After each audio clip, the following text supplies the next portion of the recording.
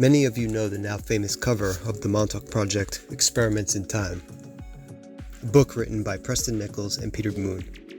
You may also be familiar with Blucifer, which stands at Denver International Airport. Blucifer, aka the Blue Mustang, a 32-foot cast fiberglass sculpture that weighs 9,000 pounds, which actually killed its creator, Luis Jimenez, in an accident. It was commissioned in 1992 for $300,000, ironically the same exact year that the book, The Montauk Project, Experiments in Time, came out. Luis Jimenez created the Blue Mustang in 1999. There's very strange features on this statue.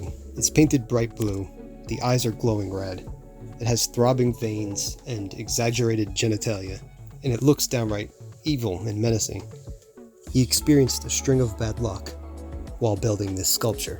He had a heart attack, he had surgery on his hands, and the city of Denver was suing him for not finishing the sculpture in time, all before his death by Blucifer in 2006.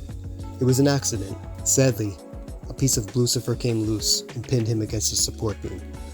There was a dispute on what to do with the statue. Some wanted to keep it in his memory, others wanted to destroy it because of what it did to him. But the city of Denver was suing, and the best way to complete the contract was to just deliver the statue. In 2008, the statue was delivered and put on a concrete pedestal at Denver International Airport. There is even speculation that there is an underground city beneath Denver International Airport. There's further speculation and conspiracy that this underground city is the New World Order headquarters for the western half of the future United States. This is deep conspiracy, but they didn't do themselves any favors in trying to convince us otherwise by allowing these giant, super strange murals with an apocalyptic feel, filled with death and destruction, end of the world type stuff. You could do an entire video on the 3 paintings shown here, and many people have. They show Mother Earth being polluted, hostile, violent regime change, the death of all the animals on the planet, and then some sort of coming together after where the remaining children of the world destroy the nuclear missiles. Not only are these strange paintings there, but there's also gargoyles all over the airport. One sculpture in particular shows a gargoyle coming out of a piece of airport luggage and seemingly making a mocking face at the passengers. I'm sure that's not the last thing you'd want to see before boarding your flight. Or landing at this airport, the first thing to greet you is Blucifer with his red eyes. Okay, I'm actually going to read this section of the book for you, where they describe seeing this golden horse. And I quote from the Montauk Project, Experiments in Time, page 93. "We don't know where the kids went, what they were educated in or programmed for. Whether they came back or not is still a mystery. What information is available is that they sent every raw recruit into the future, to 6037 AD, always to the same point, to what appeared to be a dead city in ruins. Everything was stationary, not unlike a dream state. There were no signs of life. In the center of the city was a square with a gold horse on a pedestal.